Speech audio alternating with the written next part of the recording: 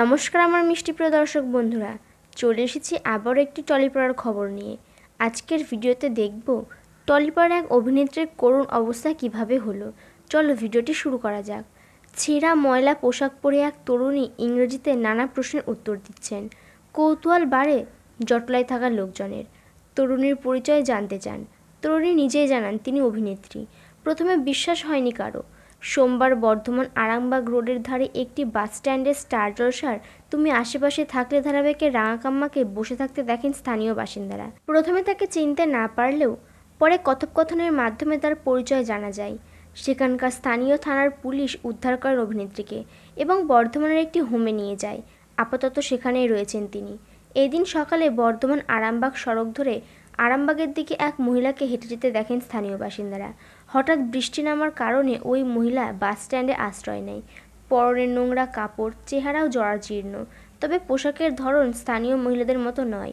ওই মহিলা একটি কালো রঙের শার্ট ও হাফ প্যান্ট পরেছিলেন। অভিনেত্রীকে বাস স্ট্যান্ডে বসে থাকতে দেখে সেখানকার থাকা কয়েকজন স্থানীয় যুবক তাকে ভিক্ষুক বলে মনে করেন। কথাবার্তা বলে জানতে পারেন মহিলা স্পষ্ট ইংরেজিতে কথার জবাব দিচ্ছেন। নিজেই পরিচয় দিয়ে তিনি জানান, আমার নাম সৌমিধর চৌধুরী, আমি বাংলা সিরিয়ালে অভিনয় করি।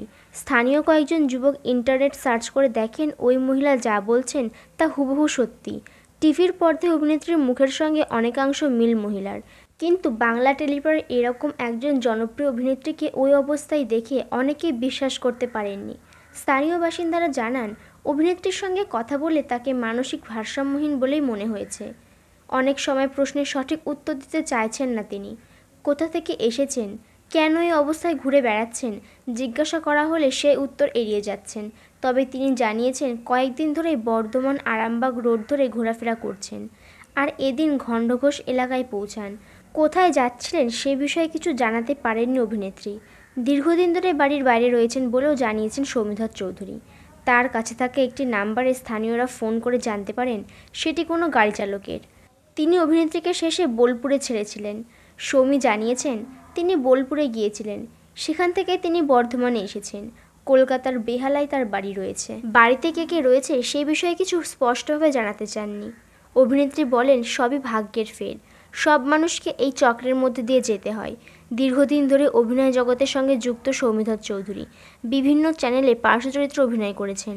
ছোট পর্দার পাশাপাশি মঞ্চে অভিনয় করেছেন সৌমিধর চৌধুরী। জানা যায় 2025 সালে জানুয়ারি মাসে একটা নাটক দলের সঙ্গে যুক্ত ছিলেন অভিনেত্রী। তবে হঠাৎ কেন এই অবস্থা হলো অভিনেত্রীর, সে নিয়ে কৌতূহল টলিপাড়ায়। টলিপাড়ার এরকম নানান খবর পেতে আমাদের চ্যানেলটিকে সাবস্ক্রাইব করে নিও। ভিডিওটি ভালো লাগলে একটি লাইক করে দিও। ধন্যবাদ এতক্ষণ আমাদের সঙ্গে থাকার জন্য।